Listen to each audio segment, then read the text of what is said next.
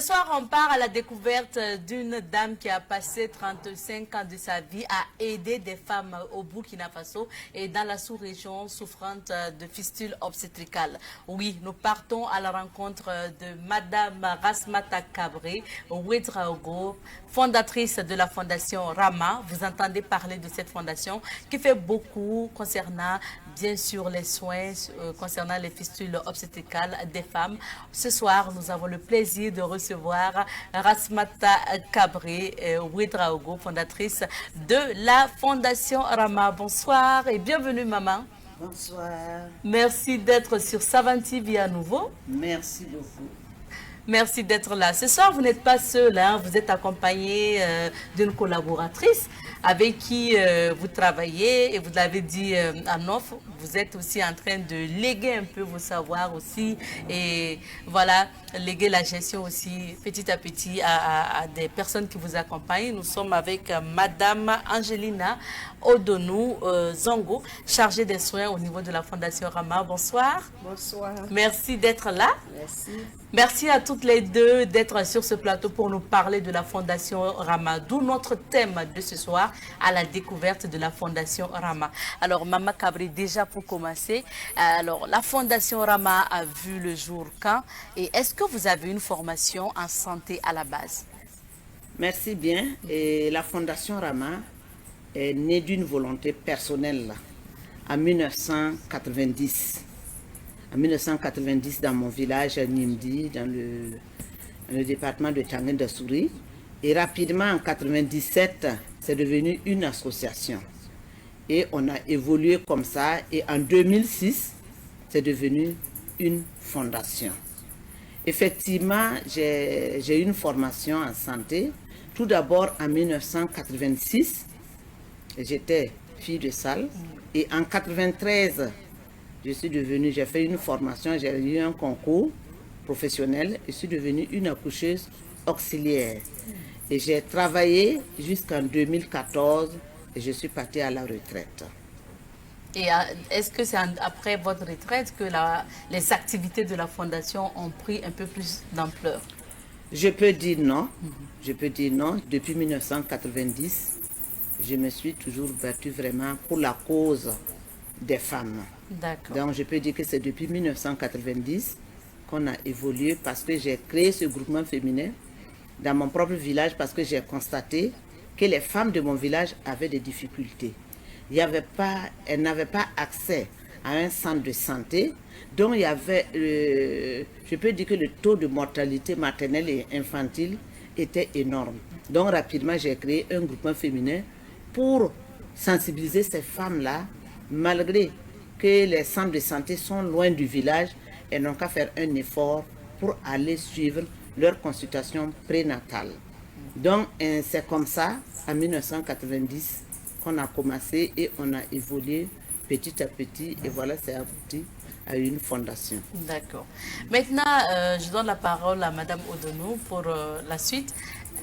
Dites-nous, vous rejoignez la fondation en quelle année? Parce que maman a eu la vision, elle a créé depuis quand même 35 ans. Vous avez rejoint la fondation Rama quand est-ce? Alors, moi, j'étais sage-femme. J'ai travaillé avec la BBF au début. Et en 2014, je suis venue dans le quartier. Et c'est là que j'ai commencé à appuyer la Fondation Rama. Vous êtes allé dans le quartier de la Fondation alors? Oui, c'est ça? oui. Okay. Oui, vous avez, en tant qu'habitante? Habitante et je suis sage-femme de formation. Donc vous avez rejoint la Fondation pour porter main forte. Voilà. Maintenant, qui parle de la Fondation Rama parle de fistule obstétricale, Maman Kabré. Et vous avez découvert la fistule obstétricale quand est-ce et c'était dans quelles circonstances? Merci bien. J'ai découvert la fistule parce qu'au niveau du Burkina, et j'ai double casquette parce qu'en 1998, j'ai eu l'occasion d'aller en Suisse et à une foire parce que moi je faisais tout. Et pendant que j'exposais mes affaires, il y a des femmes qui sont venues, des Suissettes qui sont venues vers moi, qui m'ont présenté que voilà, elles ont un club qu'on appelle Club des femmes professionnelles de carrière libérale et commerciale. Business Professional Women, c'est en anglais. Et rapidement, elles m'ont présenté, j'ai pris les dépliants, arrivé au Burkina Faso. En tout cas, j'ai coopté quelques-unes, on a formé rapidement. Et faire venir la présidente internationale au Burkina Faso. Et c'était sa première fois de venir en Afrique. Et quand elle est arrivée, elle m'a demandé, est-ce que tu ne peux pas organiser, on va aller mettre un club à Niamey. Parce que dans le club, nous avons vu, c'est les pays anglophones qui s'intéressent à ça. Les pays francophones ne s'intéressent pas. Or que pourtant, il y a de potentialités. Et rapidement, on a organisé, nous sommes partis ensemble au Niger.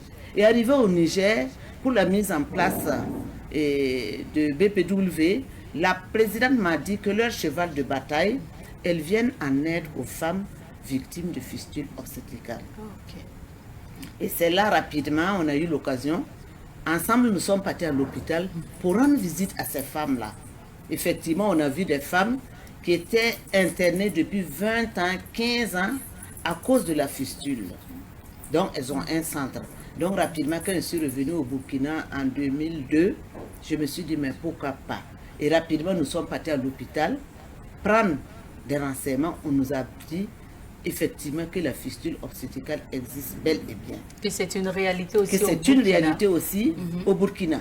Donc, rapidement, nous avons dit, qu'est-ce qu'on peut faire pour que les gens acceptent au Burkina que la fistule obstétricale existe. Donc, rapidement, nous avons organisé un congrès sous-régional. Et ce congrès, le thème, c'était les femmes, pour comprendre les femmes, pour éradiquer la fistule obstétricale. Parce qu'il faut être femme pour comprendre la souffrance d'une femme qui vit avec la fistule. Et le sous-thème était femmes victimes de fistule obstétricale et VIH-Sida. Parce que les femmes qu'on recevait, il faut dire que 20-25% de ces femmes-là, elles étaient vraiment séropositives. Donc, c'était un peu compliqué. Donc, rapidement, quand nous avons organisé le congrès, nous avons demandé à un neurologue, un gynécologue, un généraliste qui sont venus et nous avons invité les sœurs de la sous-région qui ont accepté de venir. Et nous avons invité des femmes, des associations sœurs, des 45 provinces du Burkina Faso qui sont venues et pendant 3 jours à l'hôtel Pacifique. Et nous avons fait venir le BPW de la Suisse, de l'Europe, un peu partout, des États-Unis, du Canada qui sont venus. Elles étaient au nombre de 18 personnes. Sont venues nous soutenir. Et en ce moment, nous avons eu la chance, 5 femmes ont accepté de venir témoigner à visage découvert. Et permettez-moi de dire merci à Verlaine Kaboré, qui est journaliste. C'est elle qui nous a accompagnés et c'est elle qui nous a aidés même à retrouver 2 femmes et d'autres femmes sont venues de Koutougou. Et ces femmes ont accepté de faire témoigner de leur réalité. De visage découvert devant tout le monde. Et c'est là que les gens ont commencé à comprendre que la fistule obstétricale, ça ne peut pas contaminer, ce n'est pas un tabou. C'est une maladie, on peut la réparer, elle peut redevenir comme une femme, elle va parler de ça. Donc c'est depuis 2006 que les gens ont commencé à comprendre. Et rapidement, maintenant les églises, les mosquées, les associations sœurs nous appellent partout dans le monde pour aller donner des conférences sur la fistule obstétricale. Ah oui. Avant de découvrir ce que c'est que la fistule obstétricale avec Madame Odonou, alors Maman Kabré, est-ce que quand vous, en 2006, vous faites cette conférence, vous commencez à tourner pour en parler, quelle était la réalité du mouvement concernant la fistule au niveau du Burkina? Est-ce que beaucoup de femmes étaient touchées? Quelle était la réalité sur cette maladie-là? Oui, beaucoup de femmes étaient touchées. Je peux dire qu'à partir de 2006, là, et chaque année, jusqu'en 2017-18, chaque année, on recevait au moins 200 à 280 femmes comme ça. Ah oui. Parce qu'il y a beaucoup de cas. Et ces femmes étaient isolées. Elles n'en parlent même pas. Elles n'en parlent pas. Elles se cachent. Comme elles sont stigmatisées, rejetées par tout le monde, elles sont obligées de se cacher. Parce qu'on leur traite des mangeuses d'âmes, des mélangeuses de grossesse. Donc, tu es obligé de te cacher. Et quand nous, on a commencé maintenant à tourner un peu partout, nous avons fait des plaidoyers auprès des chefs coutumiers et religieux. Et c'est à ce moment même que les chefs coutumiers et religieux, et puis les personnes influentes de chaque village, nous avons impliqué les mairies et les conseillers nous ont accompagnés. Donc vraiment, depuis ce jour-là, depuis 2006, beaucoup de gens ont compris. Sinon, il y a des femmes qui sont restées dans notre centre pendant 10 ans, pendant 15 ans, pendant 18 ans. Et la famille dans tout ça, personne ne vient. Personne ne vient. Elles ne sont pas considérées. Sont pas considérées. Mais je peux dire que depuis que nous avons commencé à faire les sensibilisations auprès des maris, depuis 2016, il y a des maris maintenant qui acceptent accompagner leurs femmes, venir rester au centre du début jusqu'à la fin, et puis ils repartent maintenant avec leurs femmes. Parce que les gens pensaient que la fistule, c'est contagieux, ça c'est un. Deuxièmement, elle est mélangée de grossesse parce qu'elle a trompé son mari. C'est pour ça qu'elle a eu la fistule. Elle a essayé d'attraper l'enfant de sa voisine, sa épouse. Sorcellerie. La sorcellerie. C'est pour ça qu'elle a eu la fistule. C'est un peu vu comme une malédiction. Une malédiction. Oui, voilà. Oui. Donc Madame Odono, on reste avec vous pour qu'est-ce que la fistule obstétricale? Comment on peut l'expliquer simplement aux téléspectateurs? Merci pour la parole. Et on peut dire que la fistule obstétricale, de façon terre à terre, pour que tout le monde puisse, les citoyens lambda puissent comprendre, c'est une nécrose causée par un travail d'accouchement qui a mis beaucoup de temps. Si la femme a dépassé par exemple 12 heures de travail avant l'accouchement, quand ça traîne beaucoup, le frottement de la tête de l'enfant contre le tissu de la vessie et le tissu du rectum peuvent causer ce qu'on appelle une nécrose et même causer une ouverture qui va permettre aux urines de couler directement dans le vagin. Ça peut être plus compliqué. Ça veut dire à ce moment, les selles coulent dans le vagin et les urines coulent dans le vagin. Et de cette façon, la femme peut perdre même son bébé. Ce n'est pas la seule cause de la fistule. Il y a aussi les excisions. Pendant l'excision, il peut y avoir des erreurs aussi qui peuvent provoquer un conduit direct au niveau des urines qui drainent vers le vagin. En ce moment, la femme, elle devient répugnante, elle sent les odeurs, le pipi, elle sent le pipi à tout moment, parce que ça ne peut pas s'arrêter. Ça ne s'arrête pas et elle ne sait pas à quel moment ça arrive. Voilà, ça coule seulement. Ça coule, voilà. C'est comme si on a créé un conduit de la vessie jusqu'au vagin. Et au lieu que les urines s'accumulent dans la vessie pendant un temps avant d'être évacuées par l'urètre, en ce moment, les urines coulent directement dans le vagin. Ça peut arriver aussi que les selles coulent dans le vagin. Et c'est ce qu'on appelle, c'est des cas complexes. Il faut prendre en charge chirurgicalement. Il n'y a pas de traitement médical. Mais ce sont des erreurs qu'on peut éviter. En suivant la grossesse de la femme, les consultations prénatales, c'est vraiment très important pour le suivi d'une femme jusqu'à l'accouchement. Pendant la consultation prénatale, actuellement, il faut 8 contacts pendant la consultation. La grossesse. 8 fois au moins. 8 fois au moins chaque mois, on dirait. Dès que la femme sait qu'elle est enceinte, elle doit se rendre au centre de santé, commencer le suivi. Ça va permettre, par exemple, de faire des prélèvements de sang pour prévenir, par exemple, une anémie, pour prévenir les maladies héréditaires comme la drépanocytose chez la femme et la prendre en charge au bon moment. Ça va prévenir aussi les gros bébés. Si le bébé est trop gros, et comment il faut agir pour éviter que de tels cas arrivent, la fistule arrive. Il y a beaucoup de précautions qui sont prises par le ministère de la Santé et les sages-femmes aussi sont et les sages-femmes et les accouchés sont vraiment disposés, on peut dire, et formés à quel moment il faut pour éviter ça. C'est ça. Voilà. Vraiment, parlant de fistule, hein, maman, est-ce que aujourd'hui, bon, dans tout ça là, est-ce que vous avez rencontré des cas qui vous ont marqué par rapport à des dames souffrant de fistule que vous avez rencontrées? Ouais. Ou bien ça, c'est beaucoup de cas. Ouais, j'ai rencontré des cas. Je peux prendre comme une fille de Banfora. Elle s'est mariée à 13 ans. 13 ans. 13 ans et on l'a amenée en Côte d'Ivoire. Et malheureusement, à 13 ans, elle est tombée enceinte. Et comme on l'appelle couramment les pourraras, dans les campagnes, dans les campements, oui. quand le travail a commencé. Donc ça veut dire pas de consultation pas de prénatale, consultation en fait. prénatale. Elle est restée traînée et malheureusement elle a perdu son bébé. Elle a été paralysée. Son mari l'a ramassée, venir déposer chez ses parents.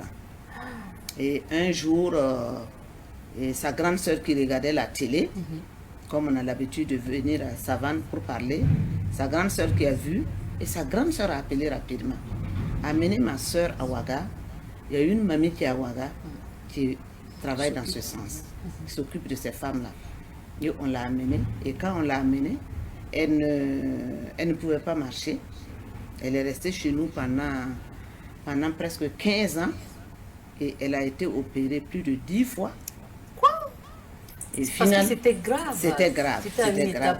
Oui, comme Madame Ourounou vient d'expliquer, les selles coulent, les urines coulent. Donc il faut aller étape par étape. Et vraiment, on l'a opérée. On me dit, voici, ça n'a pas répondu. Et finalement, nous avons tapé à des bonnes portes. Et vous m'excusez, mais je suis obligée de dire le nom. Coris Bank nous a soutenus avec un billet d'avion, avec les frais de son séjour. On a une sympathisante de la Fondation Rama, une Burkinabé, qui était diplomate à l'ambassade de Turquie. Oui, en Turquie. Et on l'a amenée là-bas. Et elle est revenue. Elle ne perd plus les selles, elle ne perd plus les urines, mais elle ne peut plus avoir d'enfant. Ça veut dire qu'on a pu la sauver en Turquie. Ou dans d'autres interventions, on a pu la sauver. Malheureusement, elle ne peut plus avoir d'enfant. Également, il y a une comme ça qu'on a envoyée à Tunis. Elle a été opérée ici 12 fois. Et quand elle est partie à Tunis, elle a été opérée 3 fois. Donc tous les jours, je passais tout mon temps à pleurer avec ces jeunes filles-là. Très jolies, très belles. Elle aussi, c'était à 13 ans, en Côte d'Ivoire aussi. Et on l'a ramassée venir. Et heureusement, quand elle est partie à Tunis, elle a retrouvé la santé. Mais elle aussi, elle ne peut plus avoir d'enfants. Mais on peut vous applaudir, on peut vous dire bravo parce que vous avez sauvé des vies. Imaginez, elle traînait dans ça, le pire pouvait arriver en fait. Et celle qui est partie en Tunis, il y a tout juste 1 mois, vraiment, elle m'a appelé, dit maman, priez pour moi, j'ai eu un mari. Ah oui. Elle est maintenant installée en Italie. Après les soins, elle est partie oui, quand elle a fini les soins, elle est revenue au Burkina. D'abord. Et la clinique m'a demandé, est-ce qu'on peut la recruter comme gouvernante? Ah oui. Parce qu'elle est très très gentille, elle comprend français, elle parle du lard, très élégante, très belle. Elle a eu l'opportunité. Oui, donc elle est restée là-bas. Au finish, elle a eu un mari, un Ivoirien. Il l'a amenée en Italie. Elles se sont mariées il y a tout juste 1 mois. Et vraiment, vraiment, je suis très contente. Ça fait plaisir. Ça fait plaisir. Ça veut dire que des cas comme ça, ce que maman a dit, c'est le mariage précoce, 13 ans, l'accouchement aussi précoce, tout ça. Et puis après, quand vous n'avez pas aussi, vous n'êtes pas en ville, vous n'avez pas de suivi, comme vous avez dit tout à l'heure, ça peut créer tout ça. Un travail prolongé peut malheureusement entraîner ça.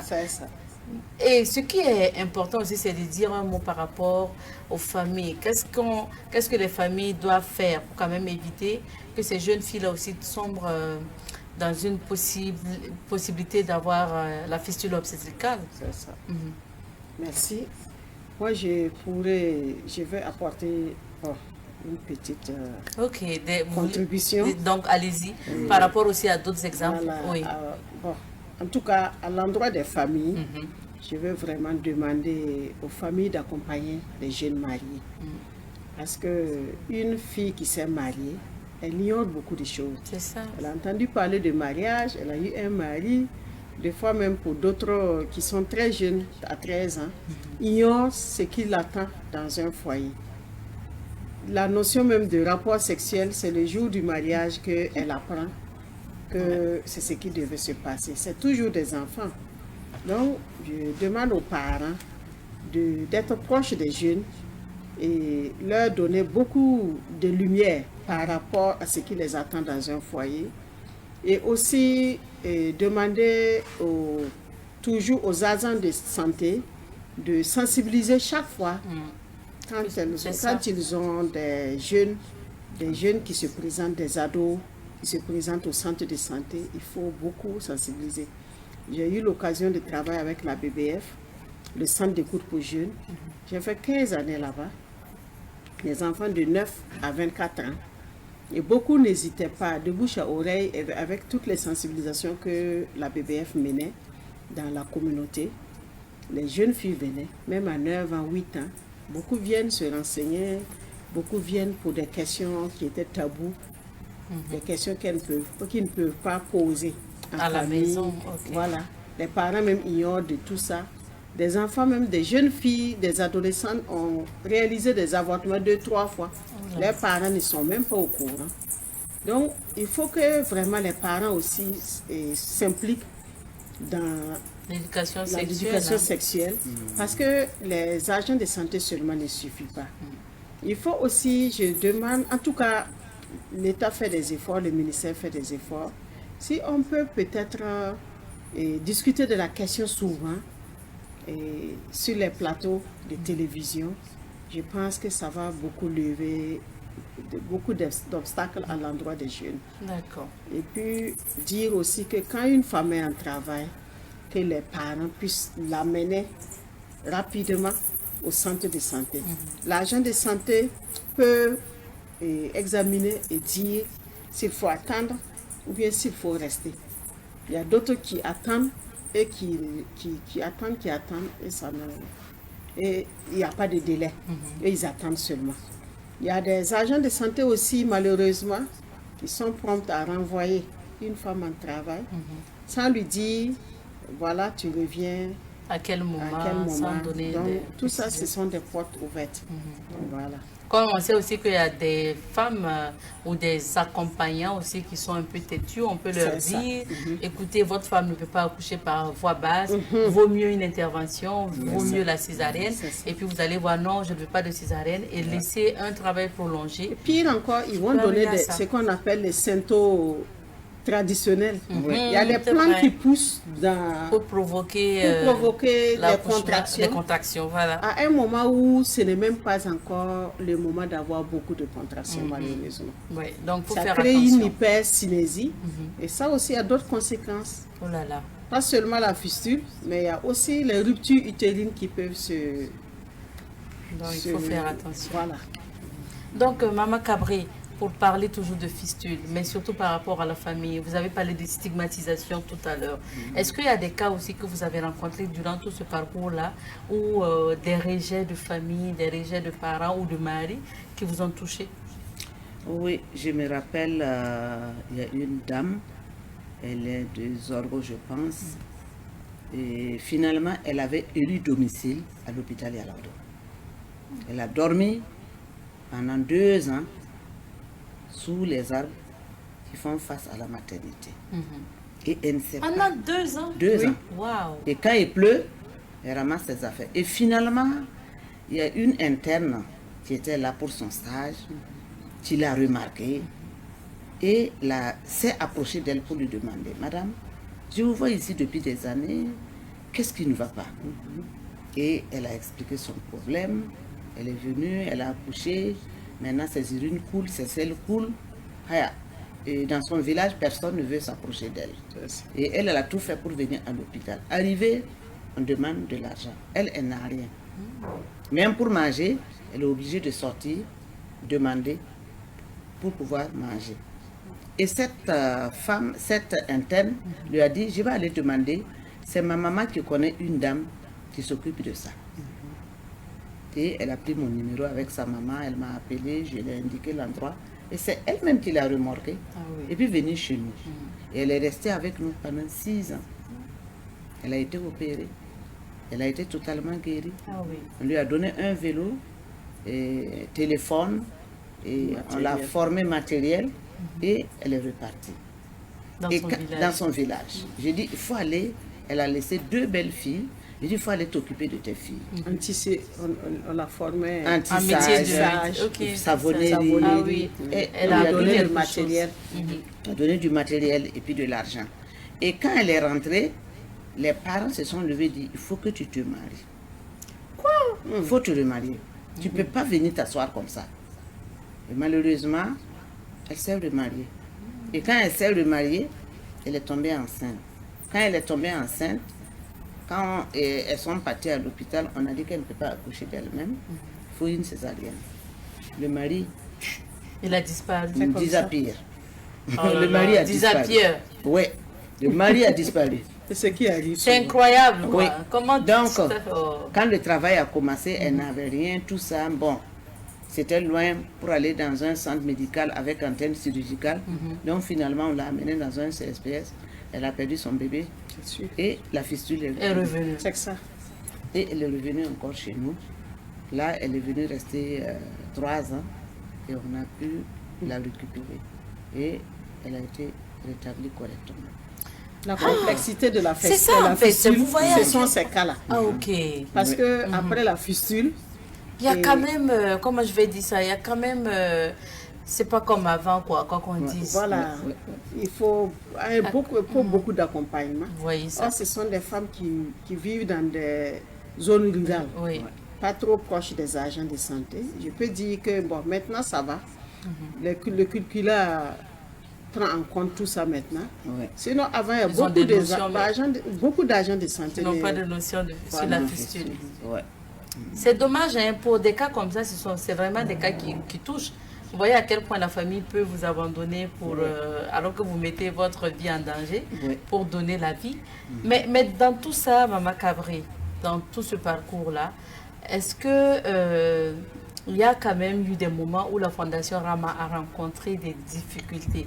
Parce que depuis que vous parlez, vous n'avez pas dit on demande combien de francs pour intervenir. Est-ce que vous faites payer d'abord les patients qui viennent? Comment ça se passe? Oui.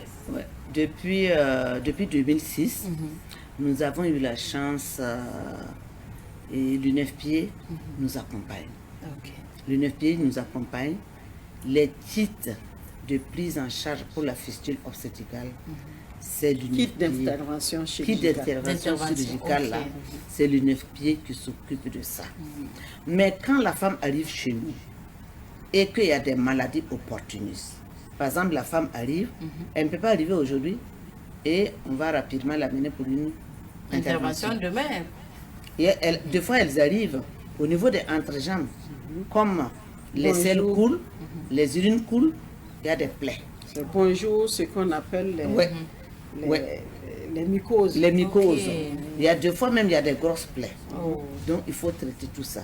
Elles sont anémiées, elles sont déshydratées. Il y a le palu qui est là. Elles ont amené, il y a beaucoup de bobos. Beaucoup de maladies. Donc, des fois, quand les femmes arrivent comme ça, elles n'ont rien. Donc, des fois, c'est la Fondation Rama même, nous, entre nous là, qui sont là, c'est nous qui allons mettre la main dans la poche pour acheter des médicaments. Et là, nous avons fait des plaidoyers. Il y a Rotary Club qui nous soutenait chaque année et vient nous donner des produits de 2 millions, 2 500 000, 3 millions. Et nous avons notre dépôt Parce que nous avons un centre médical dans l'enceinte même du centre d'hébergement des femmes. Et on met ça là-bas. Et si les femmes arrivent, qu'il y a des femmes vraiment qui n'arrivent pas à assurer la prise en charge de ces maladies opportunistes-là, on les vient en aide. Donc c'est un peu compliqué. C'est vraiment social. Oui. C'est vraiment social, mais c'est en même temps compliqué. Oui. Et quelles sont les difficultés, les grandes difficultés que la Fondation Rama rencontre? Oui, les grandes difficultés que la Fondation Rama rencontre, c'est le personnel soignant. Parce que ce sont des volontaires. C'est ça. Les sages-femmes, les infirmiers, et même les médecins, ce sont des volontaires. Donc, quand elles viennent comme ça, on leur donne seulement quelque chose pour le carburant. Seulement ça. Donc, quand cette année vous allez venir, vous allez trouver que c'est Pauline qui est sage-femme. Vous venez l'année prochaine, vous n'allez pas trouver Pauline. Peut-être que Pauline a eu un concours là-bas ou bien un concours pour intégrer la fonction publique. Donc, c'est le problème. Ça nous cause beaucoup de problèmes.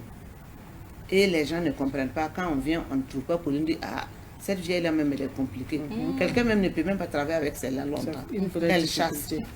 Donc, ça, c'est une difficulté. Oui. Très, très. Deuxième difficulté, c'est la prise en charge alimentaire. C'est ça. Parce que c'est une maladie qui ne refuse pas de manger. Le contraire, il faut bien manger pour pouvoir supporter. Pour être en forme. Pour être en forme, pour supporter les interventions. Donc, il y a l'alimentation est là, il y a vestimentaire.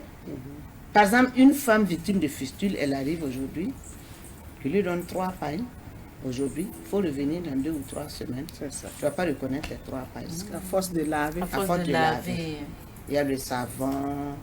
Est-ce qu'elles utilisent des couches? Je veux dire, je sais pas. Est-ce qu'elles mettent des... Ou bien, comment on fait pour la protection hygiénique? Pour les couches, ce sont les vieux pailles qu'elles déchirent pour mettre. Les couches coûtent cher. C'est ça, en fait. 1000 francs, tu vas prendre combien de couches? Donc, les vieux pailles qui sont là, elles coupent ça et puis elles mettent. Et tous les 20 minutes, 30 minutes, il faut changer. Quand ça devient lourd. Quand ça devient lourd, il faut aller laver. Il faut aller laver. Donc, il y a tout ça. Et en plus de ça, et je peux dire que le dortoir aussi, ça c'est aussi, des fois, bon, elles se retrouvent dans les salles, au moins 20, 25 comme ça. Bon, mais depuis que l'histoire de l'insécurité est là, ça a beaucoup diminué parce que les femmes veulent venir, elles ne peuvent pas. Depuis Diapaga, on nous a appelé il y a presque 1 mois et demi, une femme qui est en train de venir, elle est toujours sur la route avec le convoi pour arriver à Ouaga, pour faire la prise en charge. Donc, je profite de dire un grand merci au professeur Ouedraogo Charlemagne. J'ai vu que l'autre jour, se sont déplacés, rejoindre les femmes victimes de fistules à Dori pour les opérer. Si on peut vraiment multiplier ces genres de choses-là, d'action, vraiment ça va être une bonne chose. Nous parlons de la Fondation Rama avec la fondatrice elle-même de la Fondation Rama et une de ses collaboratrices. Alors nous parlions des difficultés, Mama Cabri, les difficultés que la Fondation Rama rencontre.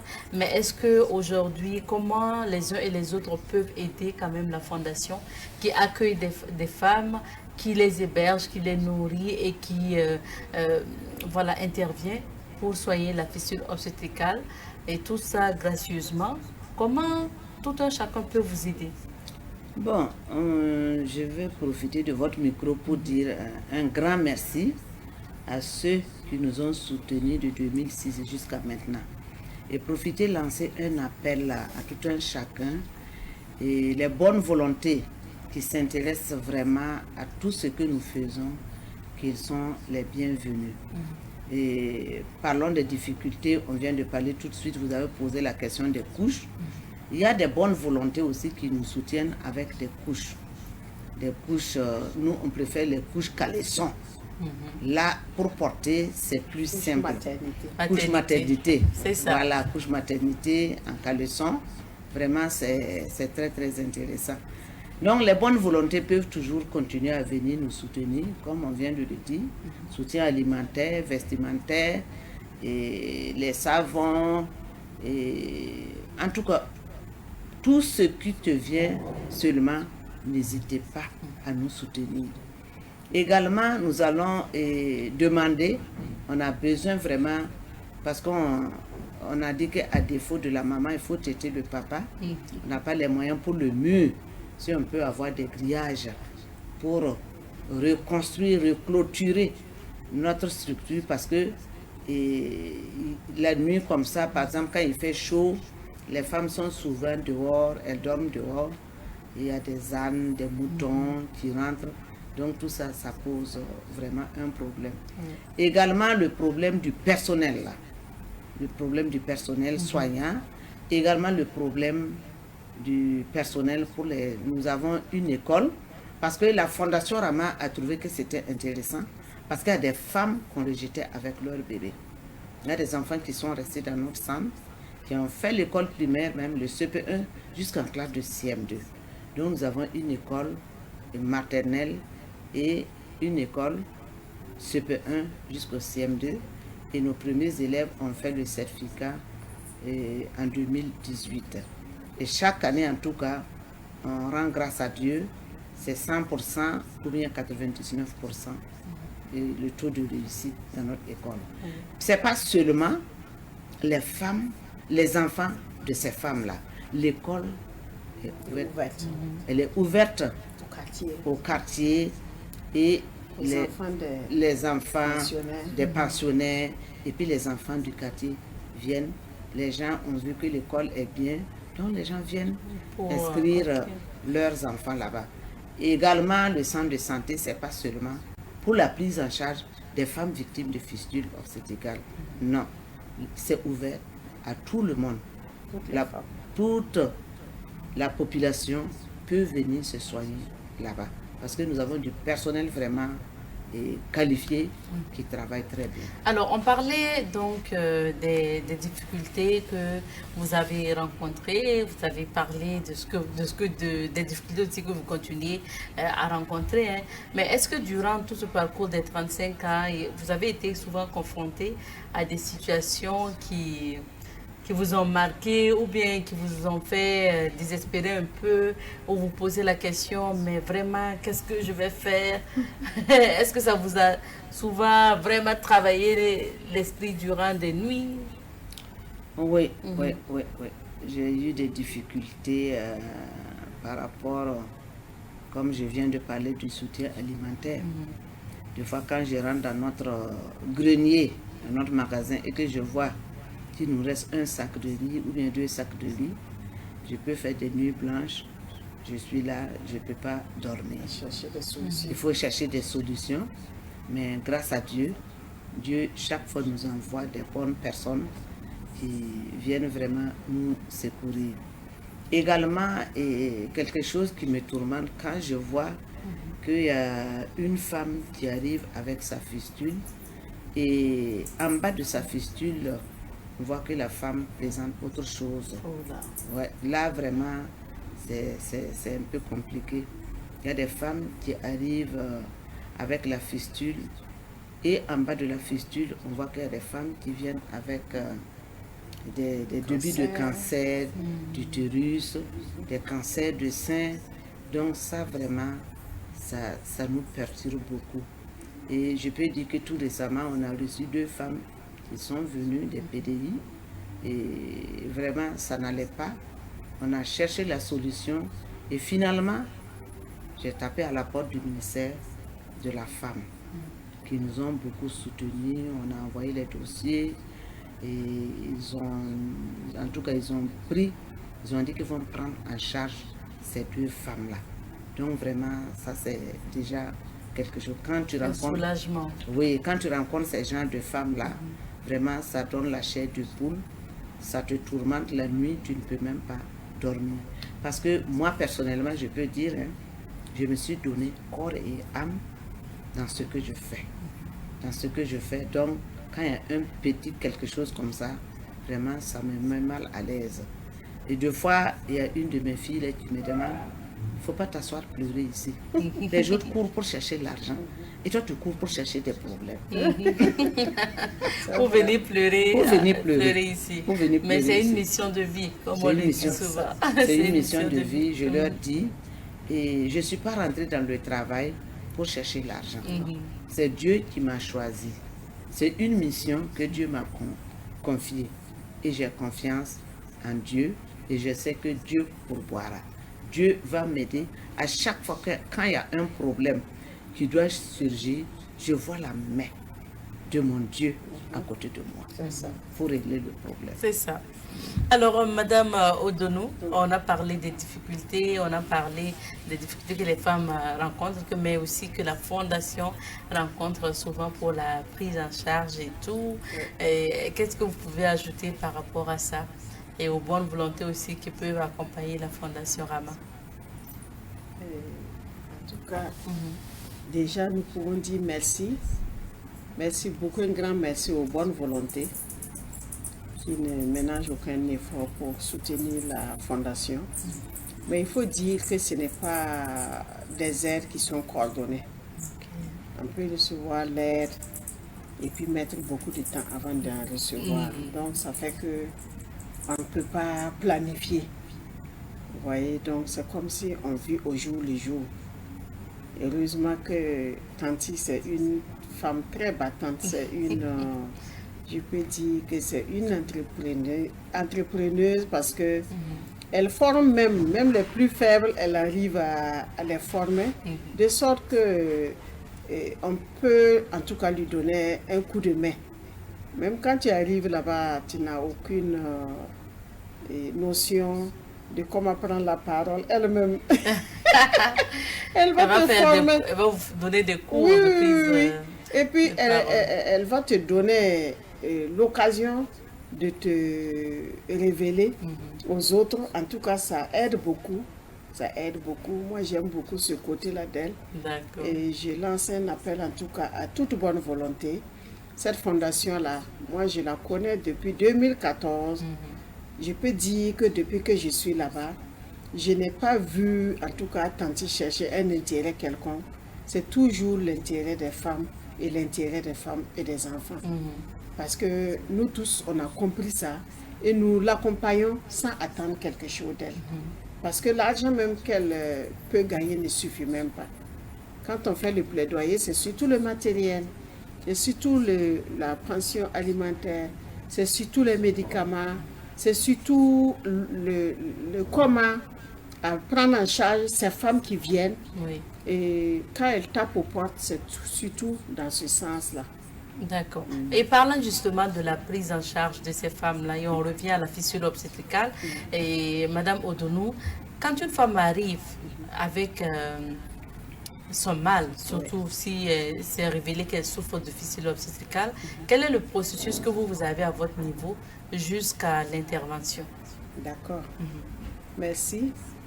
Je peux dire que quand une femme arrive au centre, d'abord l'accueil. On lui réserve quand même un accueil. Et le premier accueil, c'est surtout parler avec elle et s'informer de ses nouvelles, des nouvelles de la famille, faire l'historique de sa maladie, lui présenter un peu le centre pour qu'elle se sente à l'aise là-bas et puis lui montrer les conditions pour qu'elle ne se pose pas de questions, qu'elle sache comment le centre est engagé à accompagner les femmes, mais aussi qu'elles ne se disent pas, je suis venue ici là, je dois forcément, et on doit forcément me faire comme ci, comme ça. Elle doit comprendre tous les paramètres. Et tout d'abord, nous allons la prendre psychologiquement. Il y a un psychologue qui accompagne la Fondation Rama. Nous allons l'accueillir, parler avec elle, et après le psychologue va s'entretenir avec elle pour lever tous les équivoques, toutes les pensées qui circulent dans sa pensée, pour qu'elle soit un peu tranquille. Et après, on va prendre en charge ces maladies, les maladies opportunistes là, comme les vaginites, les eczémas, parce qu'à force de frottement, les plaies qui se développent entre les jambes, on va lui enseigner l'hygiène, On va lui donner une dotation. S'il y a des vivres, on lui donne une dotation. Mais on demande aux parents aussi d'accompagner ceux qui ont les moyens de les accompagner. La personne reste dans le centre. Elle reste dans le centre. Les docteurs sont là-bas. D'accord. Si les parents ont les moyens, elle peut l'accompagner. Il y a d'autres parents qui viennent vivre là-bas avec elle. Souvent, elle s'organise entre elles pour préparer, mais elle est libre de faire sa cuisine seule. Elle est libre de préparer ce qu'elle veut. On n'impose rien, on leur donne ce qu'on a. Et pour la prise en charge sanitaire, ça va doucement jusqu'à ce que vous voyez si l'intervention est possible et à quel moment. C'est ça. Avant donc de prendre le rendez-vous avec le médecin. Voilà. Et puis quand le moment est arrivé, bon, on accompagne. D'accord. Voilà. Ils n'ont pas d'ambulance. Le centre n'a pas d'ambulance, par exemple. Il n'y a pas un véhicule non plus pour prendre les malades. C'est des taxis. Il y a un volontaire taximan. Vous les prenez de la Fondation Rama jusqu'à Saint-Camille. À Saint-Camille où les interventions sont. Un taximètre qui est de bonne volonté. Il le fait moyennant quelque chose, mais pas vraiment taxé comme les autres. Ah oui, ça fait partie d'autres difficultés aussi. Ouais, parce que pour quitter Saint-Camille, pour venir chez nous, les autres taximans demandent 5 000 francs c'est comme, rappelez-moi, c'est comme c'est le cas. Oui, c'est la commune rurale. C'est tout juste derrière Kosiam. C'est ça. C'est tout juste derrière Kosiam. Vous connaissez Garguin? Oui, je connais Garguin. Voilà, c'est derrière Garguin. Donc, un taxi qui va venir là-bas chercher des femmes amenées à Saint-Camille, et on a essayé avec les autres taximans, c'est compliqué. Il demande 5 000 francs par femme. Par contre, lui, il fait 2 000 francs par femme. D'accord. Donc, l'idéal aussi, c'est d'avoir, pourquoi pas, votre ambulance ou un véhicule pour pouvoir déplacer ces femmes.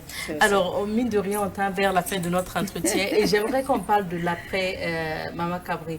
Si vous finissez de prendre, après l'intervention, la femme revient chez vous, les contrôles, la prise en charge, mais une fois guérie, on voit que vous ajoutez le pan d'apprentissage de métier, activité génératrice de revenus.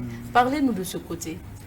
Voilà, quand la femme fait la prise en charge des maladies opportunistes, les bobos, tout ça, on essaie maintenant de contacter Dr Guiraud. C'est Dr Guiraud qui a été formé par l'UNFPA et qui a 5 amis qui travaillent avec nous depuis 2006.